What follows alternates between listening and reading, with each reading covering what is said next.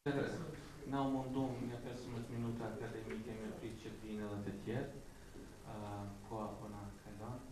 Në emër të shoqatës e bëj hapjen e këtij prezantimi nga ana e profesorëve të Turqisë dhe nga ana e spitalit Saygı.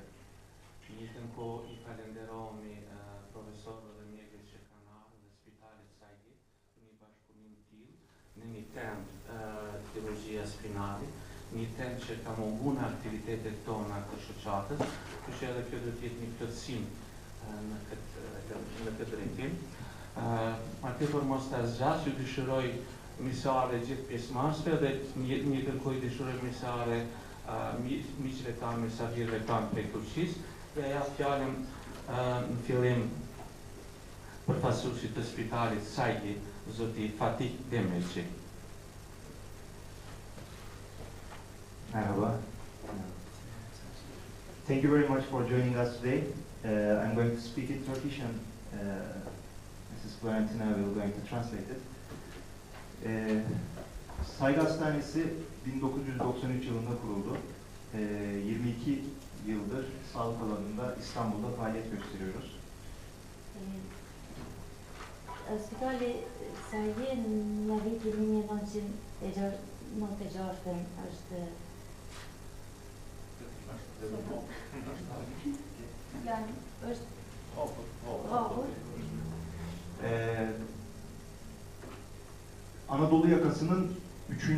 özel hastanesi olarak, yani İstanbul'un Anadolu yakasının 3. özel hastanesi kurulduğumuzda ve inanın gerçekten Türkiye'de de sağlık sektörü çok zor zamanlardan geçti. Është spital shumë tek olabilir lütfen tek kelime söyle.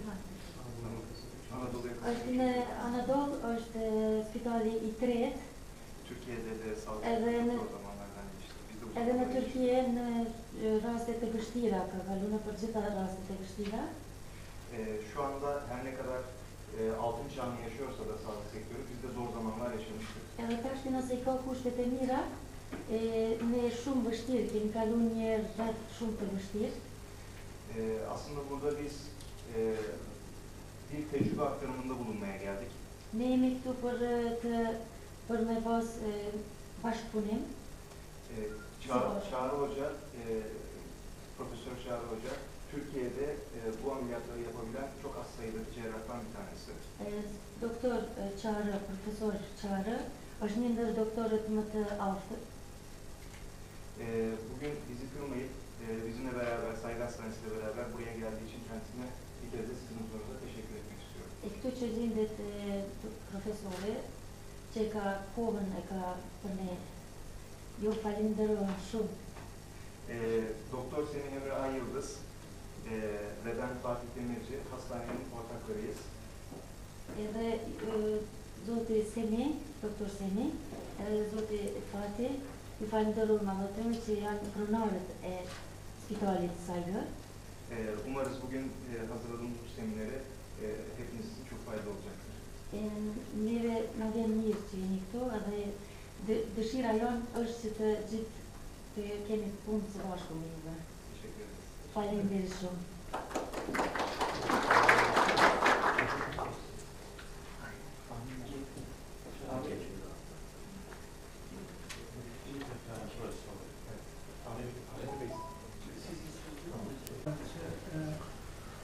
Sot ne kemi planificuar 2 dezerata në kuadrët e patologjisë së shtyllës së kurrizit. Tot profesor Dr. Kamil Çargë sot është këtu të një të pyet sa vizionet të lidhur me skoliozën dhe kifozën. Në plan janë fillimisht është ligjërata e parë për skolioz, pastaj do të kemi një coffee break dhe pastaj vazhdojmë me ligjëratën e dytë me kifozë. So professor, now it's your time to start with the first lecture about scoliosis.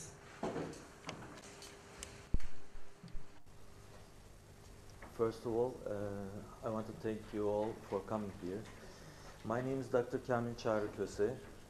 I'm a spine surgeon. I'm an orthopedic surgeon who deals with spine surgery. I've been dealing with spine surgery for the last 10 years, and currently spine surgery alone comprises more than 95% of our practice. We operate on 300 to 400 cases every year. I work at Marmara University as governmental practice, and also I do private practice. And in my private practice, one of the hospitals I work with is the Saygı hospital. And also I'd like to thank them for giving me the opportunity to come here and to present our cases to you. As being a Turkish spinal surgeon, I'm aware that we as Turkish people have a lot of common history and common cultural links with people of Kosovo.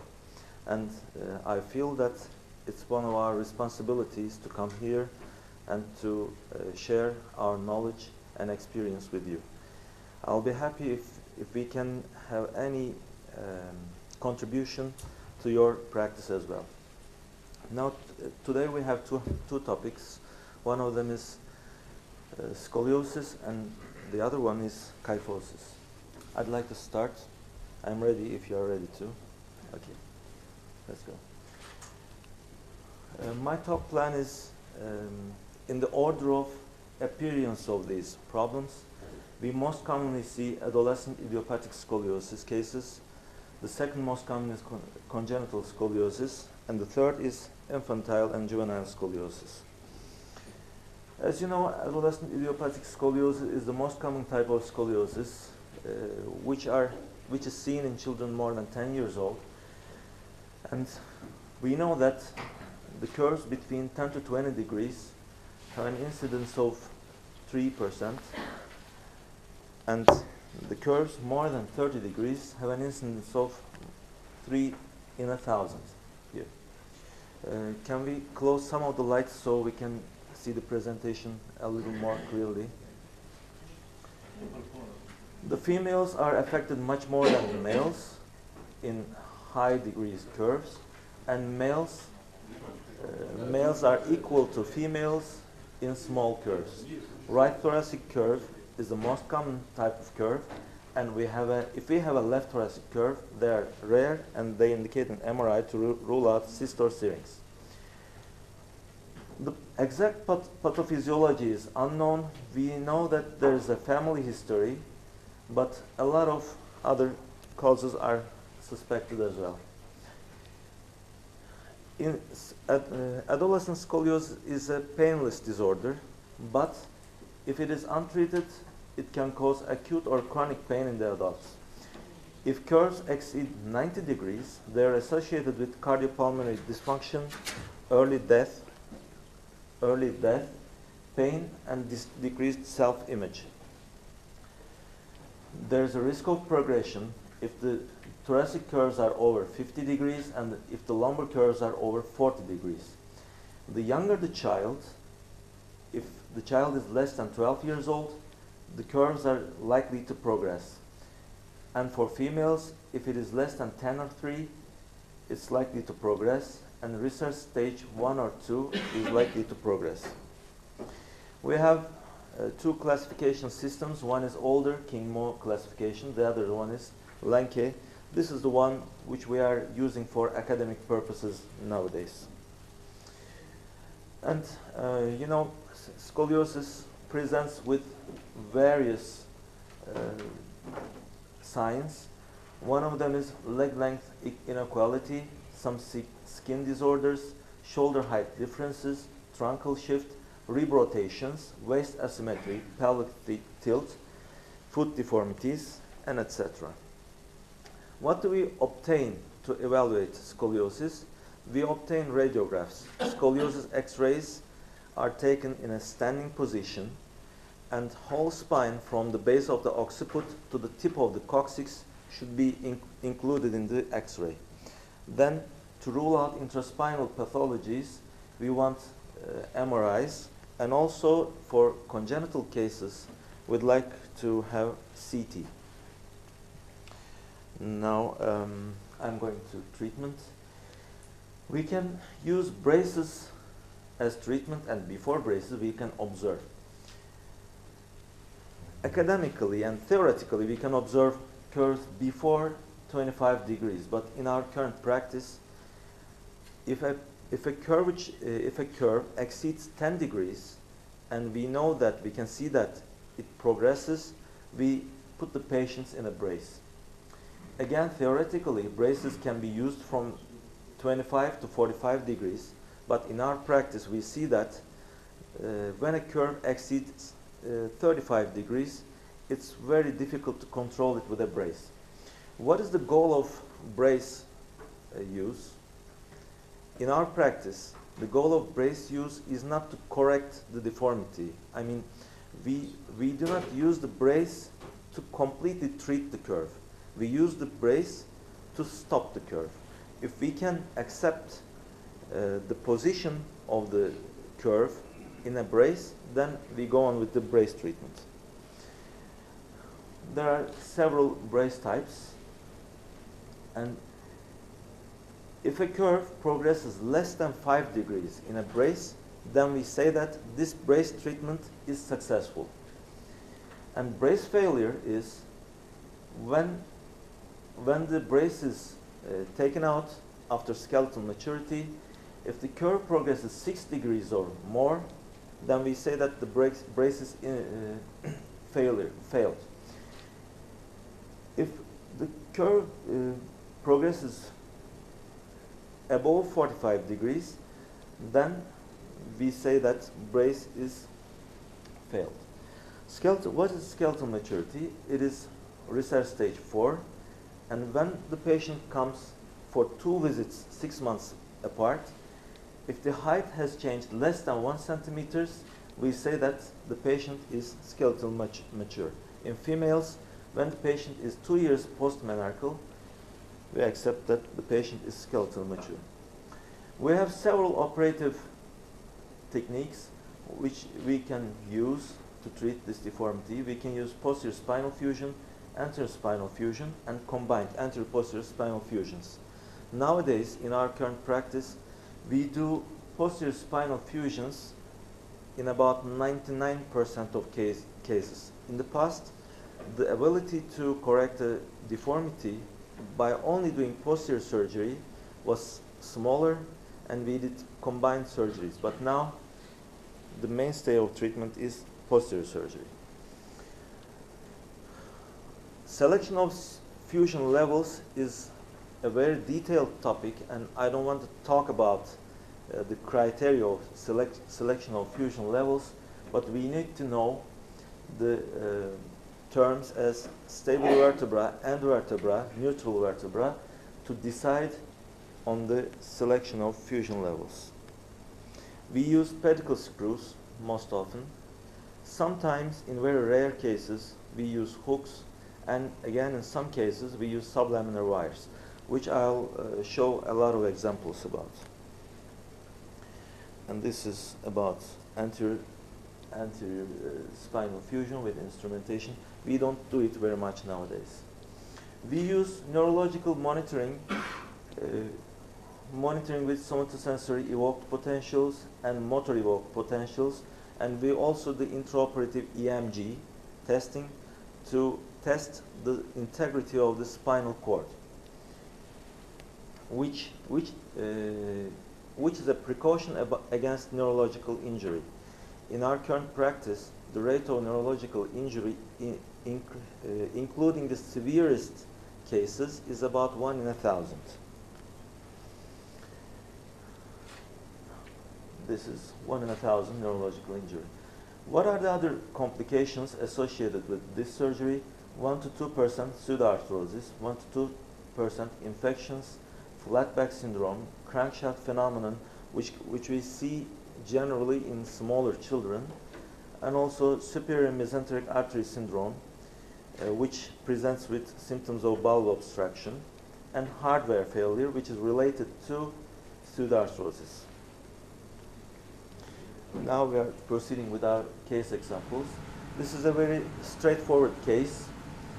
37 degrees of scoliosis, which is not too much, but we had documented progression, unresponsive to brace treatment. So that's why we decided to operate this patient. In bending x-rays, we can see that the thoracic curve can lessen down to 17 degrees. And we chose to do a selective thoracic fusion. This is the same patient, the clinical appearance.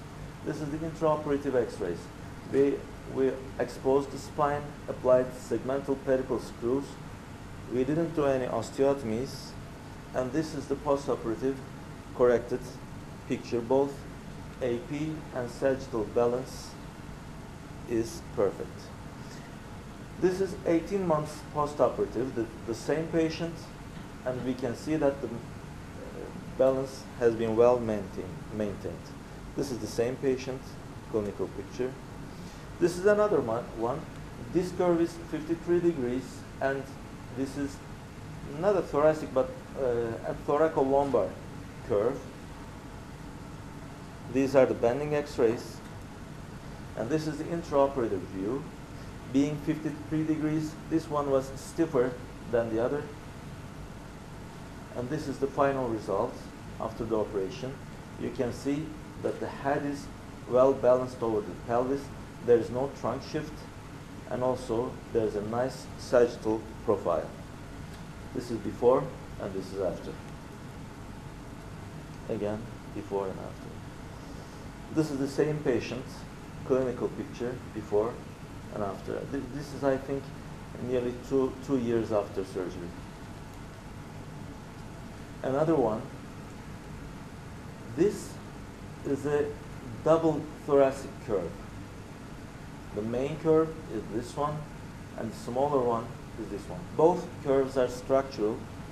So this is one of the toughest cases because there is a high likelihood of shoulder imbalance postoperative. That's why we chose to stop at T4, and we chose to do a very small segment instrumentation. This is the intraoperative fluoroscopy views. And we corrected the main curve only, one of the main curves only. And as we stopped at T4, this will correct spontaneously. This is another curve. This is a lumbar curve, Lenke type 5. Don't only look at the curve, you can look at the trunk shift. The trunk has shifted to the left side in this picture, and there's a shoulder imbalance. Right shoulder is elevated, left shoulder is depressed. On bending films, you can see that the curve is rigid, it doesn't correct. But after general anesthesia, it corrected a little bit. We did facet osteotomies here and did segmental pedicle screw fixation. And you can see right now that there's a perfect shoulder and trunk balance. A nice sagittal profile. And this is the same patient before and after surgery. This is another case. You can see that there's shortage of the left leg. It's about, I think, 1.5 centimeters. There is a trunk shift to the right. Also, this is a right thoracic curve. Right shoulder is elevated. These are the bending x-rays. And without doing an osteotomy, we made our correction. We can see that shoulder is well balanced. But we see that there's a small curve downwards. We give shoe inserts to these patients. When we give 1.5 centimeter shoe insert to this patient, this curve corrects spontaneously. This is before on the left, and on the right, this is after. You can see that the patient has some degree of kyphosis in the upper thoracic spine, and this is also being corrected. This is another case, a wide thoracolumbar curve, bending x-rays. intraoperative view, again corrected with segmental pedicle screws without any osteotomy. And this is the end result. We could manage to achieve a perfect balance. We could stop at T3 at the proximal part and L3 at the distal part. Again, before and after. As this was a recent case, you see that there are still dressings on the patients. But in this picture, you can see that the trunk has shifted to the right. And now the trunk is balanced. Another lumbar curve.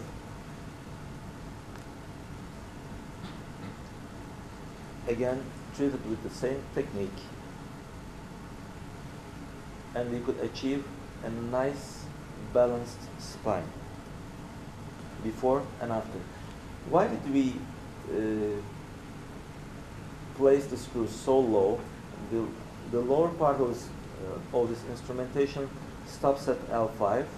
This is why the sacrum has an oblique upper end. The L5 has an oblique takeoff. In these patients, the general requirement is to fuse to the pelvis. But as this is a young person, we chose not to fuse to the pelvis. We wanted to give the patient a chance, and I think we could achieve a good result. And this is post-op 12 months. Let's talk some about congenital scoliosis. Congenital scoliosis is the type of scoliosis that we see second most frequently. This is a result of a failure of formation, like a hemivertebra, or failures of segmentation, like a block vertebra or an unsegmented bar. Sometimes failure of formation and segmentation can be seen together, as in this case. There's a bar on the left and there are two hemivertebrae on the right. You can see even this baby had a scoliosis, intrauterine scoliosis. These curves are extremely likely to progress, and the most progressive one is a unilateral unsegmented bar with a contralateral hemivertebra. They have the greatest potential for rapid progression. They can progress 5 to 10 degrees per year, which means that when you see a patient at 1 year old, you see those patients with 15 to 20 degrees of curves. At 2 years, they become 20 to 25. At 3, 4, 5 years, they come with a 50 degrees of curve. You can see another example here. We obtain X-rays, again, CTs and MRIs. We obtain the MRIs to rule out Chiari malformations, tethered cords, syringomelia, diastematomyelia, and intradural lipoma. There is nearly no role of non-operative treatment if a patient has a fully segmented hemivertebra, an unsegmented bar at one side, or a bar with a contralateral hemivertebra. These pathologies don't have any chance of conservative treatment. But if there is an incarcerated hemivertebra, non-segmented hemivertebra, or some partially segmented hemivertebra, we can observe.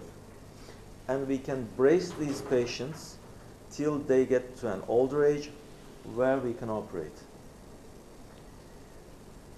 When we operate, what do we do? We can do inside posterior fusion, or we can do vertebrectomies to patients after 10 to 12 years. Sometimes for posterior convex epiphysiodesis,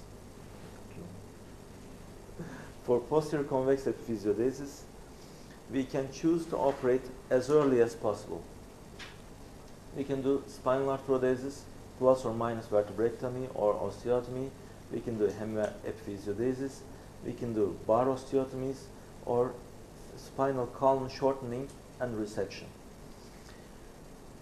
What do we do when we do hemiophysiodesy? We have our own technique in treating these patients. We had published it in Journal of Spinal Disorders and Techniques. We use this technique in patients less than 5 years and with less than 40 to 50 degrees of curve. We instrument the convex side of the deformity. And I put some diagrams to show you about different techniques. This is a technique of hemivertebrectomy. You expose the spine. This is the hemivertebra. You remove the pedicle, then you remove the corpus. You put 2 screws to the concave and 2 to the convex side, and you correct the deformity. It's not as simple as it seems here. And to burr down the pedicle, you need to protect the nerve root. You can do osteotomies. This is a pedicle subtraction osteotomy. I'll show you some examples about it. This is a Smith-Peterson osteotomy. Only the facets are removed, as in this case, and you give extension to the spine. This one we use most commonly for kyphotic deformities. And in severe scoliosis with kyphosis, we do vertebral column resections. We remove the scoliotic and kyphotic segment, as in this case, and we correct it as fully as possible. What are the complications of congenital scoliosis cases? There can be crankshaft phenomenon, short stature, neurological injury, and soft tissue problems, as these are small children with thin skins and subcutaneous tissues. There can be soft tissue problems. Here are our case examples. This patient is 13 years old. This one looks similar to the ones that I just recently shown you in adolescent scoliosis cases, but this one has a hemivertebra here at L5 region.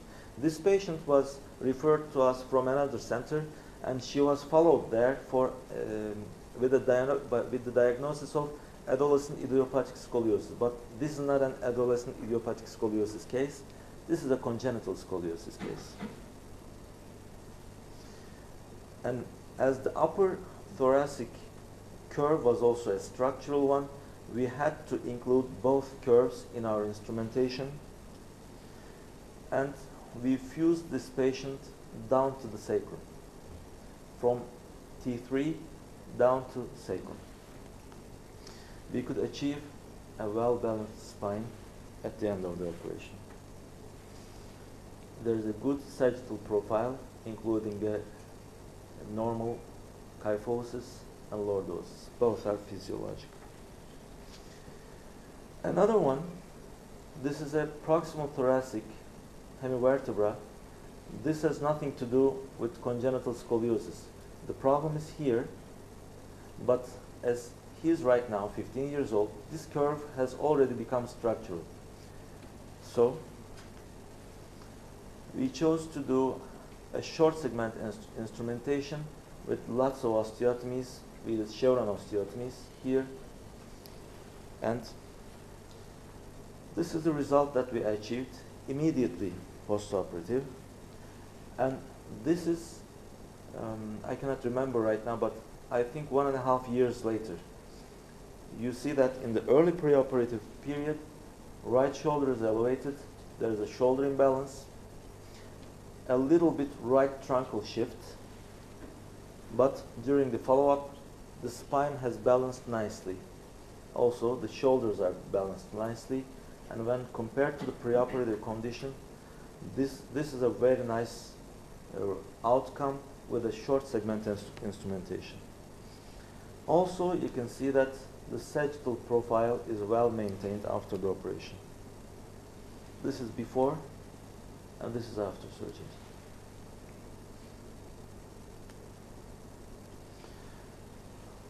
You can see that this curve looks a little bit similar to the other one, but the patient is 38 years old. There's a great deal of shoulder imbalance. There's a truncal shift to the right side, and I don't know if you can see clearly, but the main problem is here. He has a hemivertebra here and an unsegmented bar here. So this is a case of congenital scoliosis, and this is just after surgery. This is an intraoperative view with nearly 70 degrees of curve, even after anesthesia. We made lots of osteotomies, chevron osteotomies again. And we started at T4 and down to L3. He's well balanced, both coronally and sagittally. This is before and after. This lady is 20 years old. You can see that there's a trunk shift. The shoulders are well balanced, but there's a marked trunk shift. She had an unsegmented bar at the left side. And this is what we could achieve with surgery. As you can see, we used hooks and sublaminar wires in this lady. And she was previously operated. This is a case of revision. She was operated before. She was instrumented. The instruments were taken away. And after that, she was sent to us, and we re-instrumented the case. This is the previous fusion area. And this is what we saw when we opened. There's a fusion mass. We had to remove too much bone from here. This is only one piece. And we did our osteotomies. We put our wires. We put our hooks and did our correction. This is before, and that one is after. And this is the clinical picture of the same case, before surgery and after. This is a sign of diastромetamelia. That's why she has a grown-up hair here. And before surgery, you can see that the trunk has shifted to the right, and after surgery, trunk and shoulders are well balanced. This is a 4-year-old female. She has a hemivertebra here. And it's not very flexible. And we chose to do a hemivertebrectomy. We instrumented both sides. We used hooks to facilitate closure, and also we put a cage with bone marrow aspirate in it to facilitate fusion. This is pre-op and this is post-op.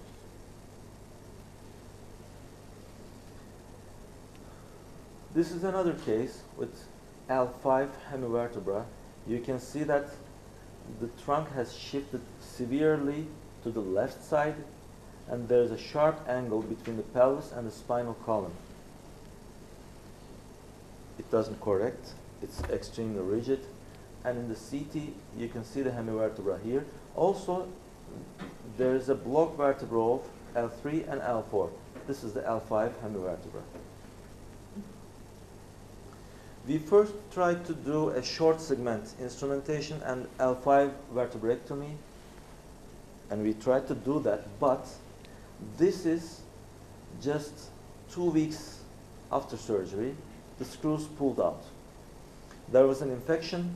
We had to do a debridement. We had to remove some of the bone grafts, and we had to remove the cast that we had put the patient in.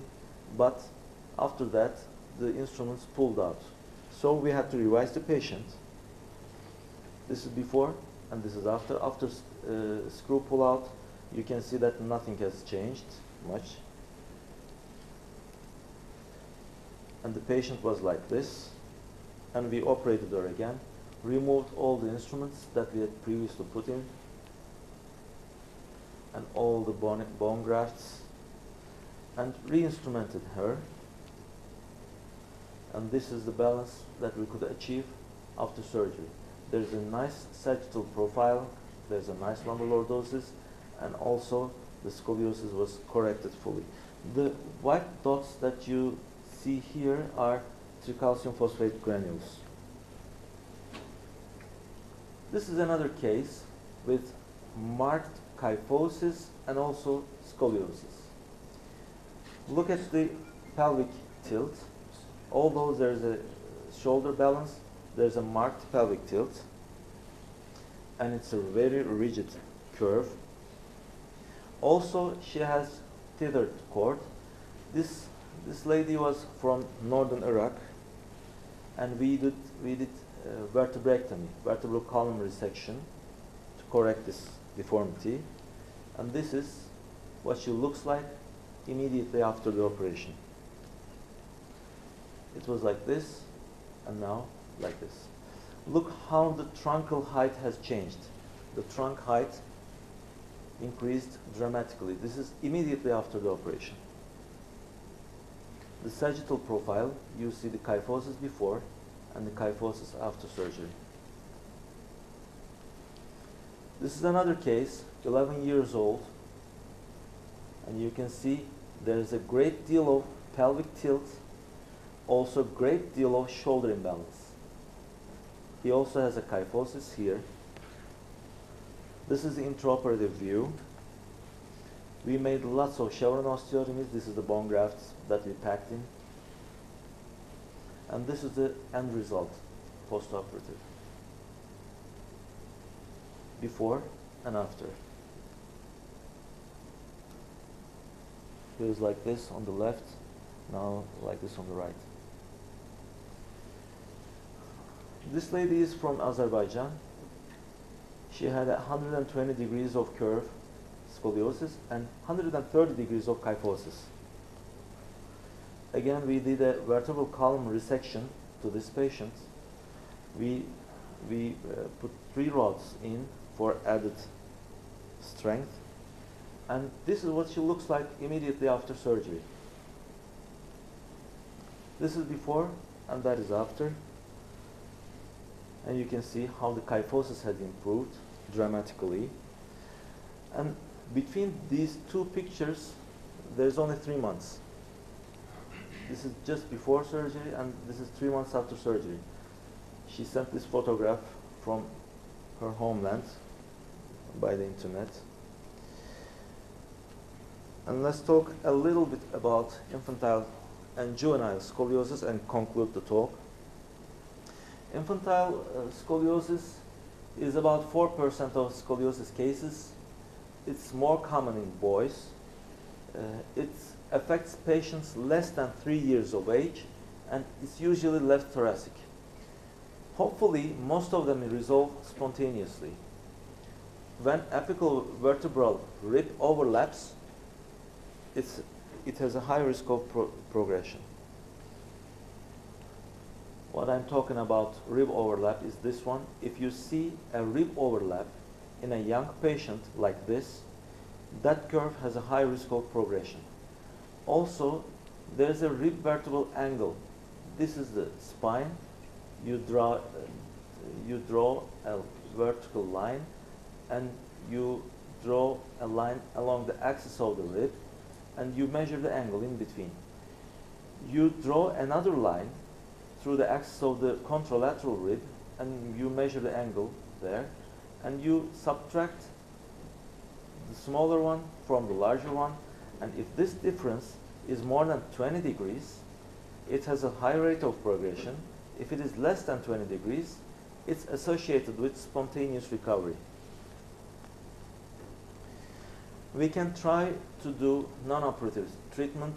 We can observe curves less than 30 degrees, and if the rib vertebral angle difference is less than 20 degrees, 90% will resolve spontaneously. No need for surgery in these cases. In other cases, if the child is small, we can do serial casting, and if the child is large enough, we can do bracing.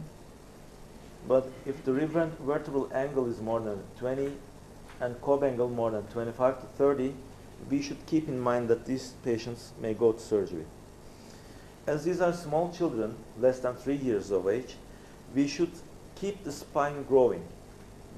We should protect the growth potential of the spine.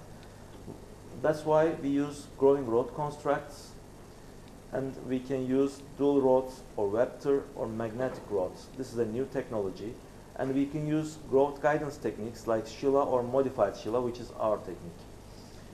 we use anchors proximally and distally, and we do serial lengthenings to this immature spine every 6 to 8 months.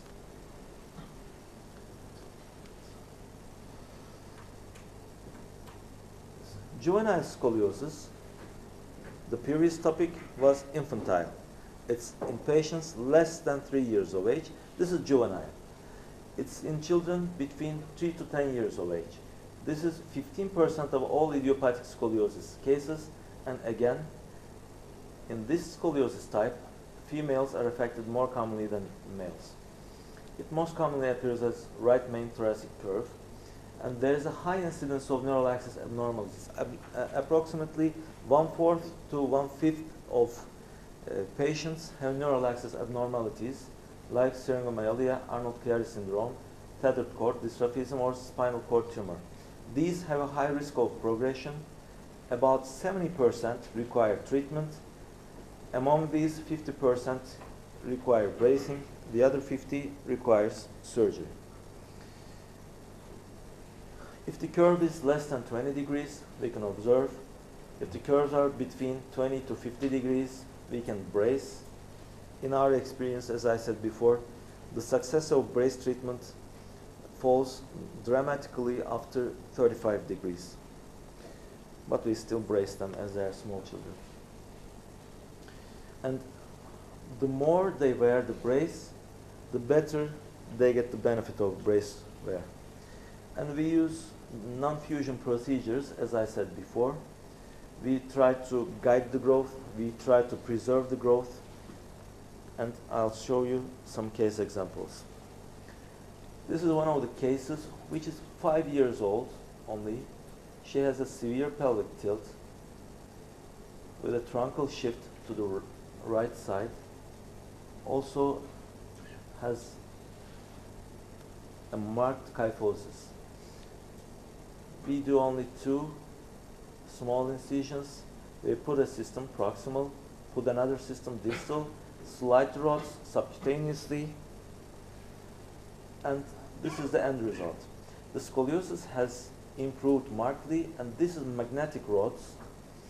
In these rods there is a small motor which you can control from outside of the patient, and we lengthen these rods every 4 to 6 months. With this technique, we can achieve at least 5 centimeters of truncal growth.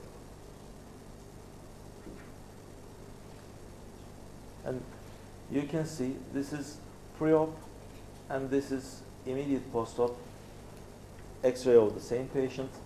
He still has the dressings on, but you can see how the truncal height has changed. Truncal height increased dramatically, even the day after surgery. In this patient, here is a fully segmented hemivertebra. It continues to progress. This curve continues to progress. She is 80 years old, female, and we chose to do a posterior convex epiphysiodesis. This is our technique. We published this one again in Journal of Spinal Disorders and Techniques. And after 2.5 years, you can see that the deformity has not progressed. She was not operated again, and we are so far so happy with the result. This is another case of juvenile scoliosis.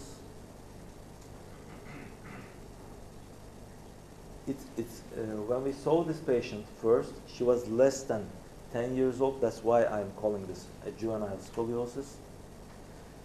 And in order to preserve the growth potential, this is a modified Sheila technique in which we put longer rods, and these screws are not tightened, so the rod can slide in these screws as time passes by, and this system guides the growth. It doesn't limit the growth.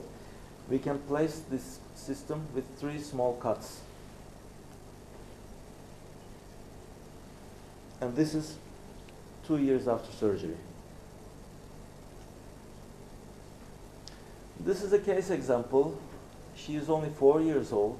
I've been following this patient since she was 1.5 years old, and we did serial castings, and now we are using brace. This is the type of cast we had done before. Under general anesthesia, we put the patient into traction, and we try to correct the spine as much as possible, and then we put the cast. And now, this is the same patient. Nowadays, she's wearing the brace. We took this photo just last week. This is another case with juvenile scoliosis, where we applied again our technique. This is a growth guidance technique. And after a year, she broke this wire. That's why we had to do a revision, put 2 wires in this time. And we can see that this rod had shortened, which means that the trunk is continuing to grow in height. And that was a clinical picture.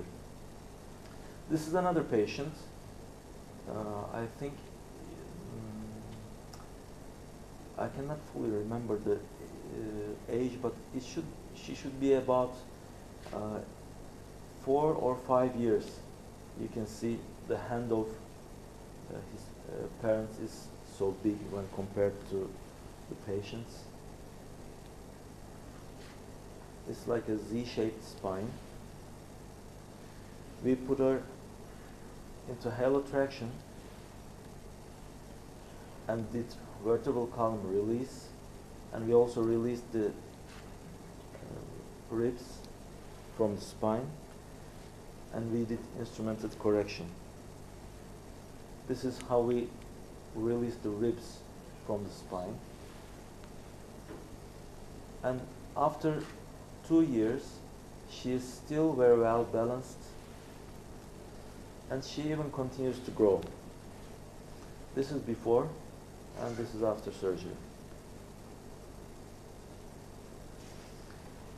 This is another example of magnetic rod application in a 3 years old patient. Unfortunately, I couldn't find the preoperative x-rays, so I had to show the post-ops. This is another patient with a hemivertebra and contralateral bar. We made a convex epiphysiodesis to this patient, and this is 2 years post-op. This is the same patient before and 2 years after surgery. She has grown up and has a well-balanced spine. This is another case. We had put a magnetic rod before, but the rod broke after 1.5 years. So we removed the rod and converted it to our technique. We are still following up this patient. This is before the first surgery, and this is after his last surgery. Thank you for watching this.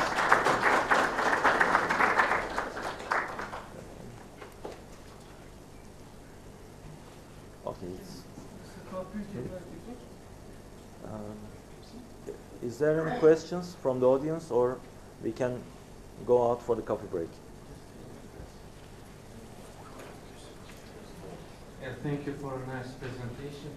I was just like to ask you, you said that the rows in the juvenile scoliosis, you have some motors of the root, and how you manage to lengthen the rows?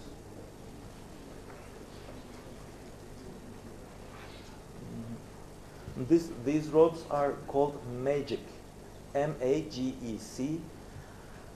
There's a small magnetic motor in the rod, and there's a device. It has 2 rotating magnets in it. The patient lies prone, and we plug in the device.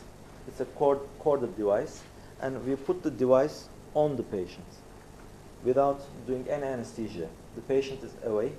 We don't cut anything.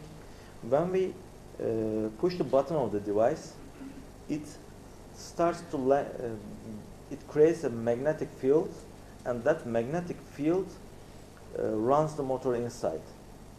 So you don't cut anything, you don't expose anything, non-invasive. But it's a very expensive technology. As far as I can remember, one of the rods should be about $10,000. Sinan, Thank you very yakın dur much bana. for your coming. And a very interesting lecture. My question is about bracing.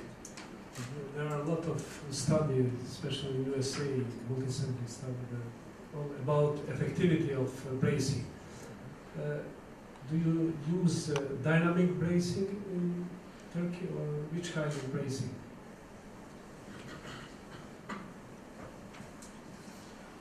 We use bracing a lot in our patients.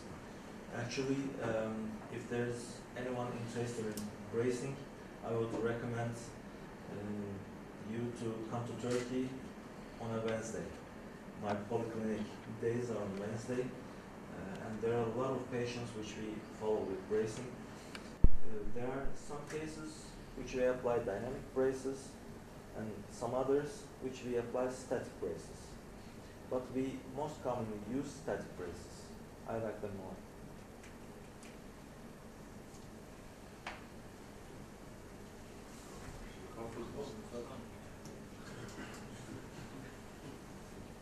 It was really a very good presentation.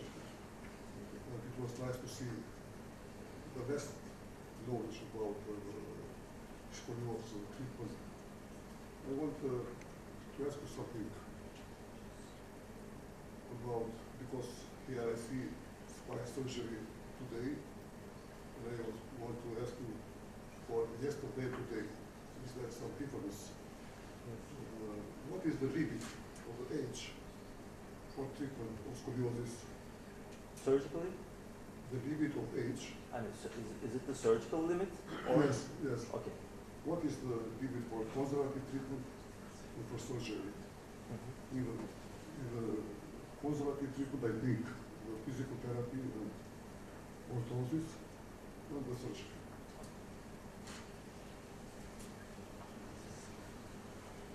There are two questions about. I want to repeat the question so that everybody can understand again. One is, if we are talking about spine surgery today, what was it like yesterday, and what is the difference between yesterday and today? And the second is the limits of conservative surgery and conservative treatment and surgery in scoliosis, age limits. I understood correct, right? Yes. Okay. The main difference in today and yesterday is first the instrumentation technique. Before we used hooks and sublaminar wires more, but nowadays, as you had seen in the pictures, we most often use pedicle screws. The second difference is about anesthesiology. We use hypotensive anesthesia. When I was a resident, I remember that we had prepared 6 packs of erythrocyte suspension for each patient, and sometimes even this wasn't enough. But nowadays, for the children that I'd shown you for juvenile scoliosis, we don't transfuse them. They sometimes bleed 10 milliliters, 20 milliliters. If we place subcutaneous systems like the Sheila systems or growing growth systems, they bleed about 50 milliliters. We don't transfuse them. For an adolescent idiopathic scoliosis case, we transfuse about 1 or maximum 2 packs of blood. I mean, anesthesiology has made a huge difference. We now use tranexamic acid to decrease the amount of transfusion. Also, in some cases, we use autotransfusion. That's one of the other differences. The third difference between yesterday and today is neuromonitorization. Before, we had to do wake-up tests to test neural integrity. We didn't know if the patient was paraplegic or not till the end of the operation or till the patient was awake during the operation. But now, we use neuromonitoring and we continuously know which root is affected or if the spinal cord is affected with our maneuvers. These are great differences when compared with the past. And another one is we used stainless steel in the past, but nowadays we use titanium as a metal. Also, another big difference is that in the past there were no growing rod systems, but now we have the growing rods and even the latest technology, magnetic rods. The second question, what are the limits? Actually, the limits for conservative treatment, the lower limit starts with the birth of the patient. When the patient's truncal height exceeds 20 centimeters, you can put a cast to the patient. You can start cast treatment for congenital scoliosis cases. And the conservative treatment upper limit, I don't believe that there's an upper limit. I mean, at every age, you can put a brace to a patient, but I'm not sure if the braces are effective after adulthood. They can control pain a little bit, but they'll not control scoliosis. For surgery, if the pedicles are wide enough to accept screws, the smallest screws that we use nowadays are cervical screws, which has a diameter of 3.5 millimeters. So we measure the pedicle width on the CT scans and sometimes in the MRIs. If the pedicle width is about 3.5 millimeters, then we can operate the patient regardless of the age. The smallest patient that I'd ever operated was 9 months old. And you know, the upper limit, last week, 15 days ago, I'd operated a case with de novo scoliosis, and that case was 82 years old. So at any age, we can operate the patients nowadays. Is it osteoporosis contraindication to do patient elderly patients? Yes and no. If you are using standard pedicle screws and the osteoporosis is the DEXA scan is less than -2.5, that's the Z-score I'm talking about, not the T-score. If it is less than 2.5, or if the bone mass is less than 120 milligrams per centimeter cube, which is measured on CT, then using standard pedicle screws is contraindicated. But we use cemented screws, and sometimes we use the standard screws with vertebroplasty in those cases, and we operate them also. We change the technique.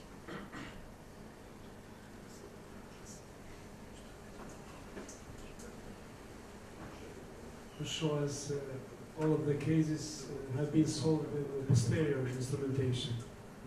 Do you use, in which case, ventral dilatations for the basis?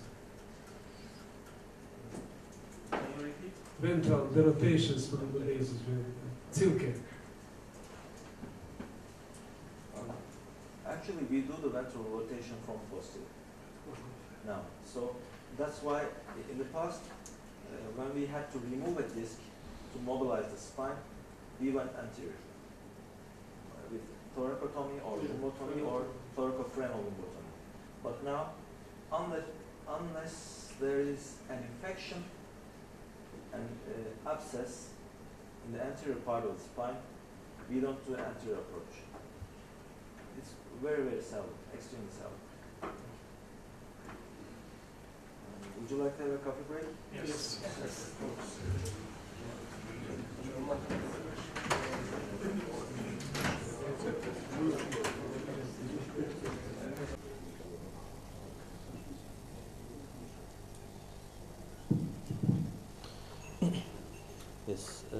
if you are refreshed, now we can start with the second part, the kyphosis. I know there's a match tonight, and we'll try to cut it as short as possible to go to dinner, and during the dinner we can watch the match also. So,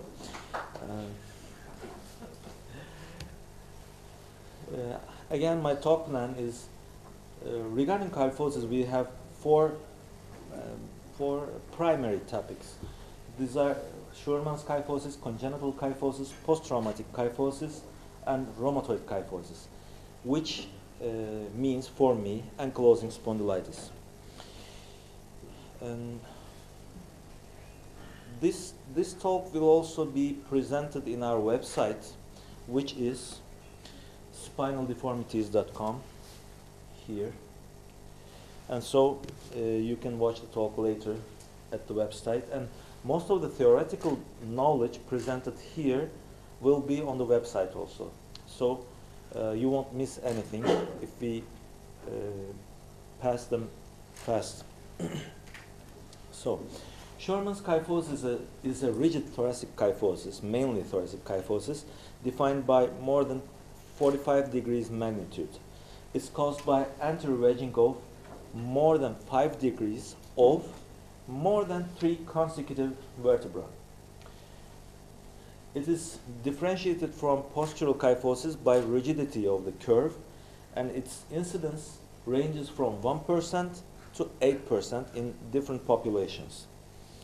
It's the most common type of structural kyphosis in adolescents, and males are affected 2 to 7 times more than girls. The exact cause is unknown. There are 2 types of Scheuermann's kyphosis. One is thoracic, the other one is thoracolumbar.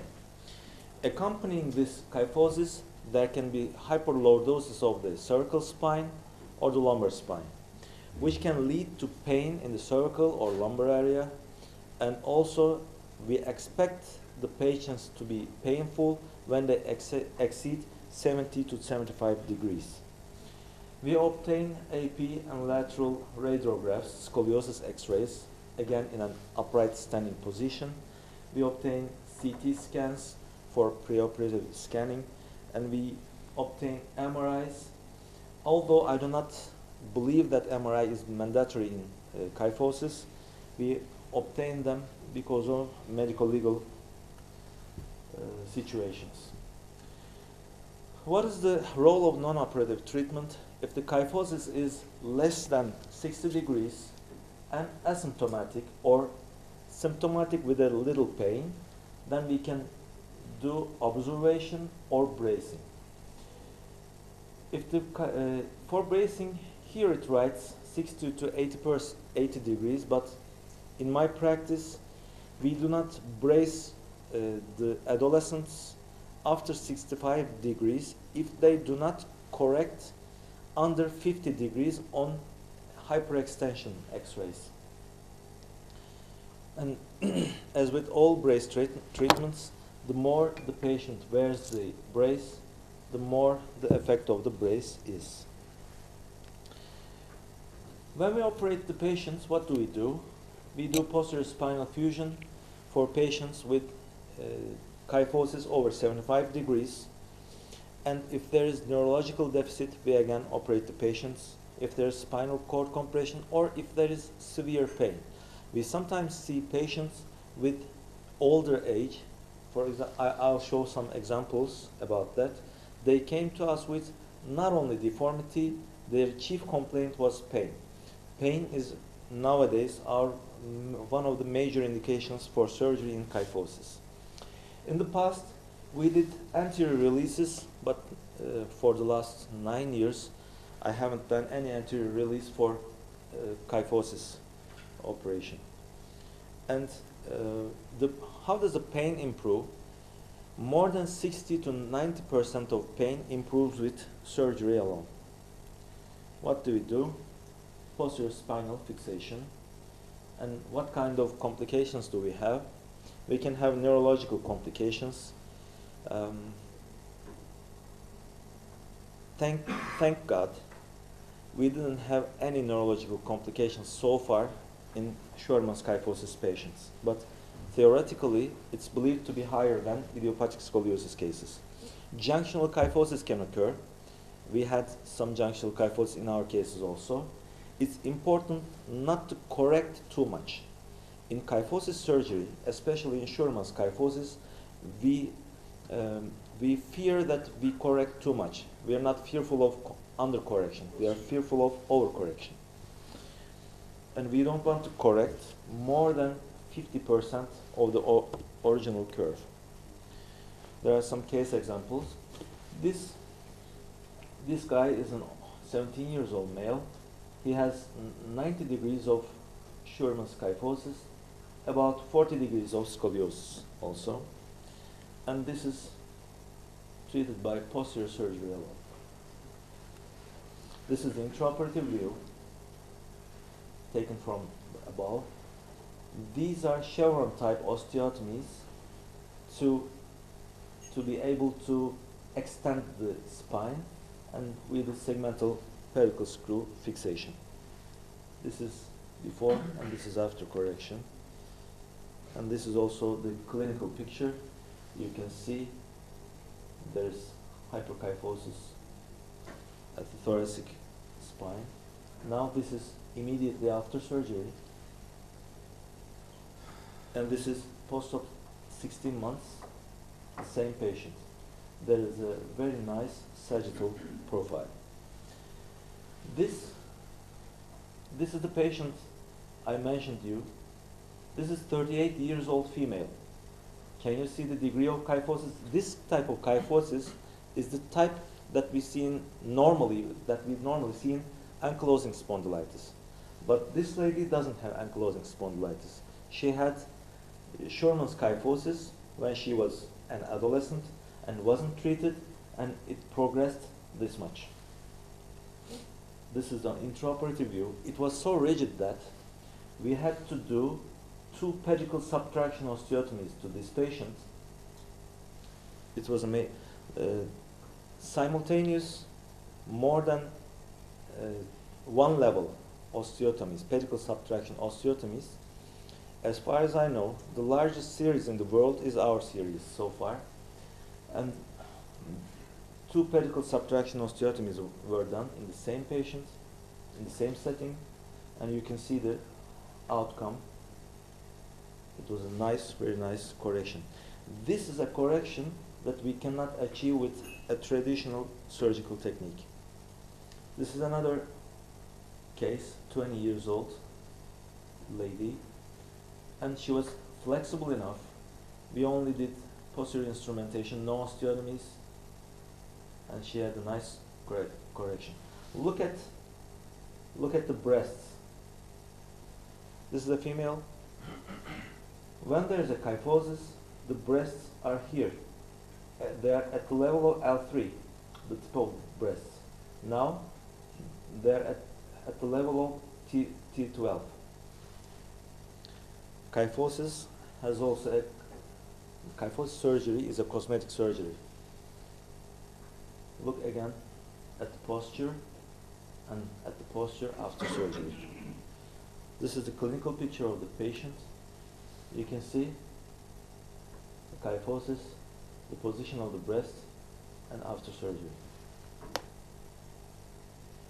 This is a male patient with kyphosis. This is the flexion extension x-rays. Despite extension, the curve doesn't correct, it's a stiff curve. And we've done chevron osteotomies. And after the osteotomies, this is the outcome. There is a nice sagittal profile, physiologic. No undercorrection, no overcorrection. This is again another case. This is a intraoperative angle measurement device that I have invented, and we are now patent pending for this device. We aim to measure the angles intraoperative to decrease the radiation doses that the patients are exposed to. And these are the spinous processes that we removed, the facets and the spinous processes during osteotomies. And after osteotomy, you can see the correction. There's a small curve below, but we think that first of all we have to put a shoe insert to decrease leg length inequality here. This leg is shorter, and then we'll evaluate the spine again, because with this in mind, I think we should go down to L3 or maybe L4, but stopping in L1 was a good enough option. You can see that postoperatively the patient is well balanced with a shoe insert. This is the sagittal profile. Look, there was an increased kyphosis before, and there's a nicer sagittal profile after surgery. Congenital kyphosis is another topic. In this one, just as in congenital scoliosis, there's a problem of formation or segmentation. The problem with congenital kyphosis is that it can cause neurological problems such as difficulty walking, pain in the legs, or difficulty controlling the urination. As I said before, this is a failure of formation. It's a wedge vertebra placed posteriorly, and it pushes the spine to flexion to kyphosis. And this is a bar placed anteriorly, and it stops anterior growth and leads the spine again to kyphosis. In congenital kyphosis, we should keep in mind that casting or bracing is not usually effective. It may delay progression, but it doesn't treat. We have to surgically treat these patients. The minimal of this is in situ fusion, which I do not do. We do instrumented fusions. I'm not a strong believer of in situ fusion. We do instrumented fusion and osteotomies as soon as the pedicle width gives us that chance. Last week, I operated on a patient which was 4 years old. She had congenital kyphosis. And I'll show you another one here. It should be about 4. This is 3 years old. Yes, this one. This boy has congenital kyphosis. He has an unsegmented bar here at the front. The disc has fused there. And as this is a child, a small child, we didn't want to do a long segment fixation. We wanted to do a short segment fixation. We did a discotomy, and we broke the unsegmented bar at the front. We placed a cage in.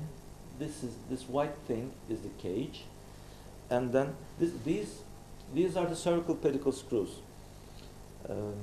You had asked, and I had answered. In small children, we use cervical pedicle screws. These are 3.5 millimeter pedicle screws, which we use for lateral mass fixation in the cervical spine, and we connect these screws with 3 millimeter rods. And this is the end result. We again used hooks for approximation of the segment. We put a cage to the front, and we placed a cast after the operation. This is the clinical picture of the patient before, and this is after surgery. This is before, and this is after. As the kyphosis was small, it was not clinically detectable, but you can see in this picture that he has a nice sagittal profile right now. This is a 15 years old case. Can you see the kyphosis? It's about 95 degrees, the degree which we measured. Very small scoliosis, but there's a severe kyphosis. This patient was paraparetic. And we again did a short segment instrumentation with vertebral column resection. This is the spinal cord. This is the root. This is the right root. This is the left root. These are the lower roots. and we removed the vertebra completely from not only posterior, also from the anterior. This is my dissector. And after correction, the spine seems like this. Let's see how it is on the X-ray. It's like this. Complete correction of kyphosis. Before and after. This is the clinical picture of the same patient before surgery. You can see acute angular kyphosis, and this is the same patient after surgery. This is another case, similar to the other one, but this one has a larger scoliotic curve. It's about 90 degrees. I think it's about 80 to this one 70. This 70, this one 80, and it's about 130 degrees kyphosis. We saw that we needed to resect the vertebral column here. This is during the resection. This is the spinal cord again, because of in my screen it can be viewed better, maybe because of the light I cannot see clearly, but this is the spinal cord. Here is the root, and this is after correction. It's a gross operation, but you can see how the scoliosis has improved and how the kyphosis has improved. This is the AP before and after, and this is the lateral before and after surgery. This is before. I want to take your attention to the truncal height again. This is the truncal height. Here is the kyphosis. This is the truncal height. And this is the truncal height after the operation. Same patient.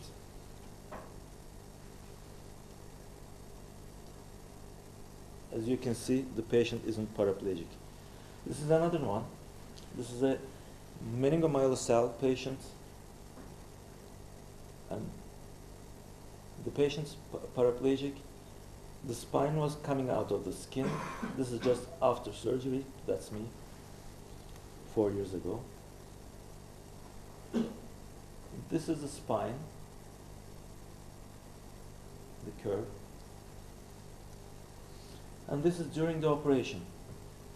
Before we started the operation, he came with a skin like this. The bone could be felt just under the skin. There were lacerations, and we exposed the spine. We decided to do a 3-level vertebrectomy. And this is the segment we removed, 3 levels. And after closure of the osteotomy site, this is what we could achieve. It has been, I operated on this patient on 2011. It's been 4 years since then, and so far he doesn't have any problems. Post-traumatic kyphosis is the third topic. It occurs most commonly in the thoracolumbar and lumbar regions because these are the regions that most commonly fracture. Some of them have neurologic deficits and pain. That's why we correct these types of kyphosis also. We obtain X-rays, MRI, and CT to assess the bone and the spinal cord. And I don't think that there's any role in non-operative treatment for delayed cases. For acute cases, we can use braces as fracture treatment, but for chronic cases, there are no role for brace treatment. This is a 25 years old lady. She had been operated 4 times before. Once she was instrumented, then there was a dural leak. She was operated for dural leak. Then the instrument was removed. Then there was another dural leak, and she was operated for the 4th time, for the second dural leak. And when she came to us, she was in a kyphosis like this, and we chose to apply a different strategy. When we opened up the patient, she was completely fused. in kyphosis. There are no joints here. It was hard to find anatomical landmarks, but we were able to put the screws, then did bone cuts, then we could reach the disc space.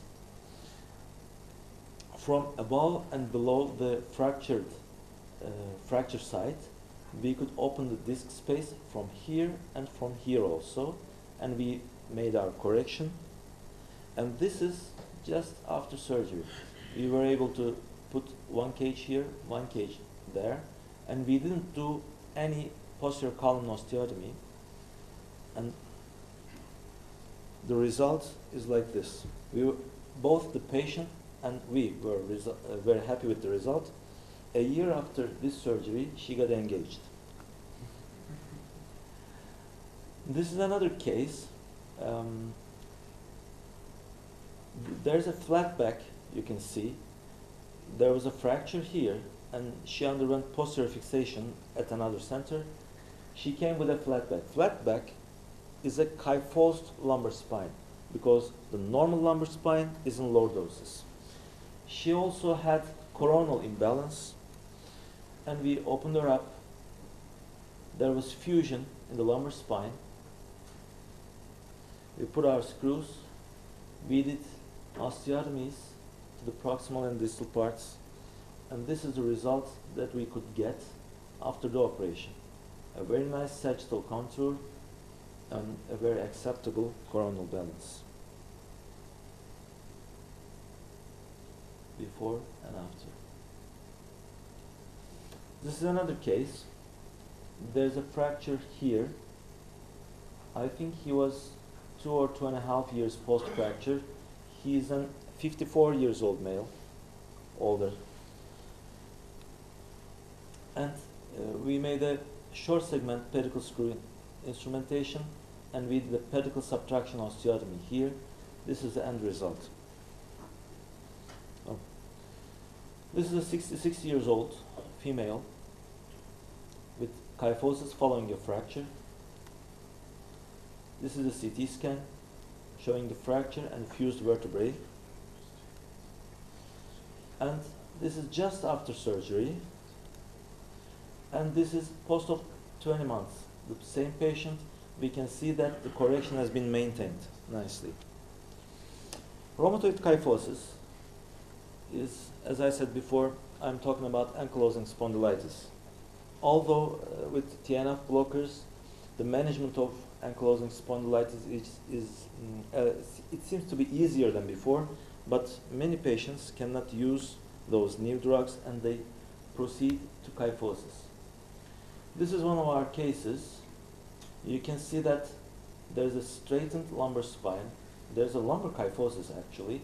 He doesn't have too much thoracic kyphosis, but he has a lumbar kyphosis, which is too bad for the balance, overall balance. We did a pedicle subtraction osteotomies. Here is the spinal cord. We closed the gap. This is a temporary rod to prevent the spine from acutely buckling. And this is after surgery. We can see that there is a nice angular correction. But how did it affect the patient? He was like this before, and he's like this now. He was like this before, and he's like this. This is 36 years old, lady.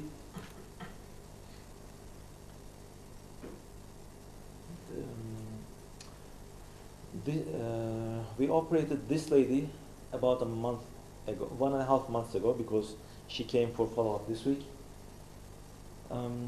She's 36 years old. Her husband had left her because she was sick. He said, "You are kyphotic, you don't deserve to be with me," and I'm walking out. And just 1.5 months later, after the operation, as I said last week, she came to me and she said that there's someone who wants to marry her.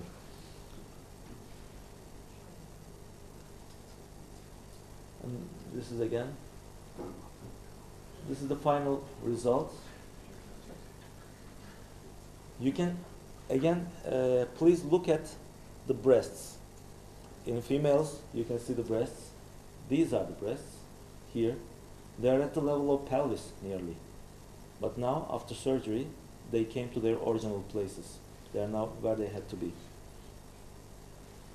Can you see the posture before and after surgery? That's why the guy wanted to marry her. This is another case. Again, a female. Look at the age. She's 49 years old. Again, we did a pedicle subtraction osteotomy. This is the anterior cage we put in to support the anterior column. Then we push the spine into lordosis. And this is the final result. What I want to show you, look at the face from lateral. In this picture, I think she really looks 49, but in this one, I don't think that she looks 49. She looks younger. The face expression even changes after the operation. Look at the belly. The belly is gone. Her weight didn't change, but her cosmetic appearance changed dramatically. This is a male patient, 55 years old.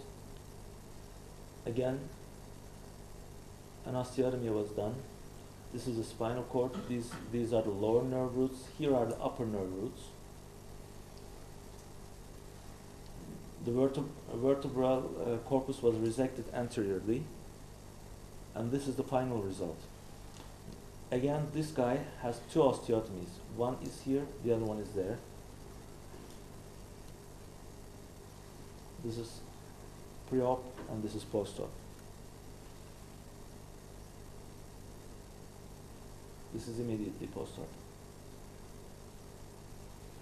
I think this one should be maybe one of, this can be the last patient. Again, an ankylosing spondylitis, severely compromised sagittal profile. We made 2 level osteotomies. One is here, one is there. The cord and the roots.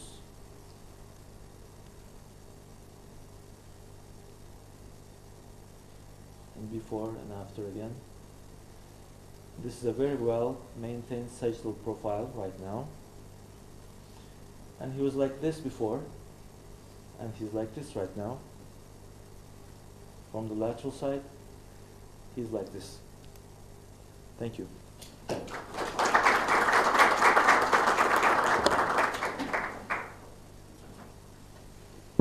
Are there any questions? Or there are 2 minutes to 6 o'clock. When was the match?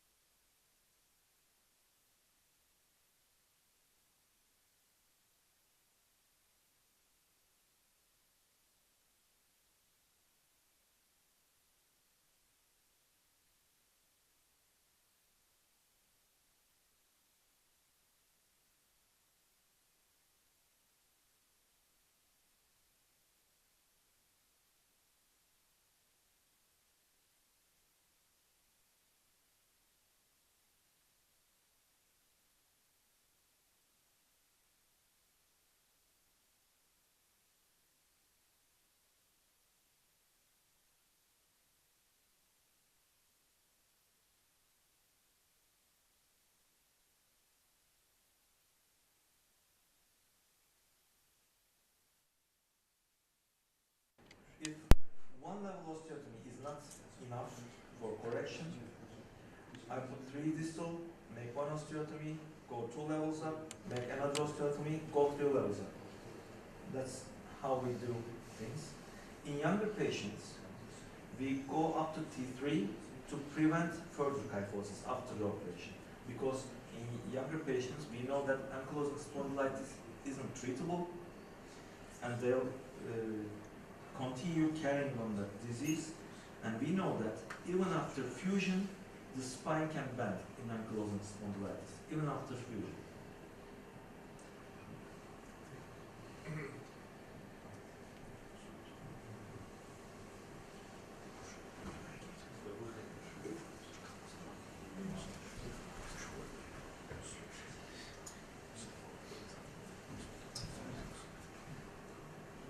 Now was the second part of the presentation, the kyphosis. There was mentioned that in one case that the biggest number of neural problem is the injury of thoracolumbar part of the spine. That's the number. For traumatic kyphosis? Post-traumatic kyphosis, Yes. right? Yes. And the question is, what is the spinal in the cervical spine?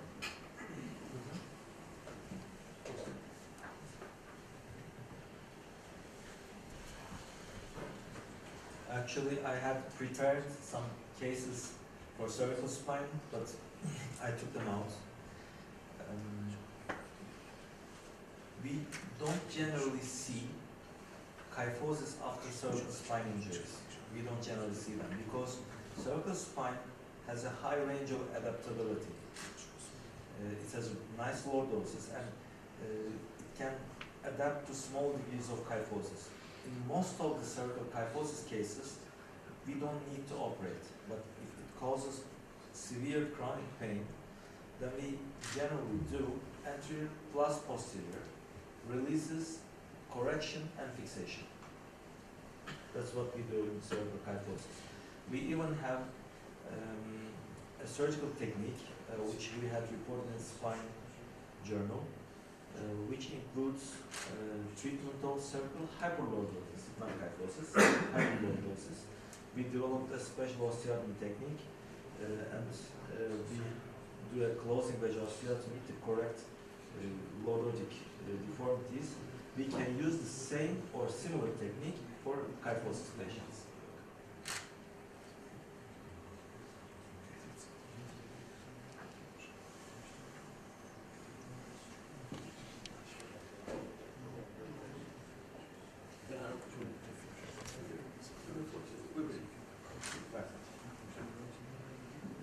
Because no more question, I would like to express deepest thankful for your coming here, and I hope to see you again in Kosovo, in Prishtina, in the future.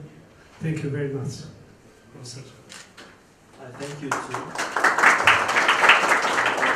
As I said before, one of our purposes in this visit is to create an opportunity to transfer knowledge.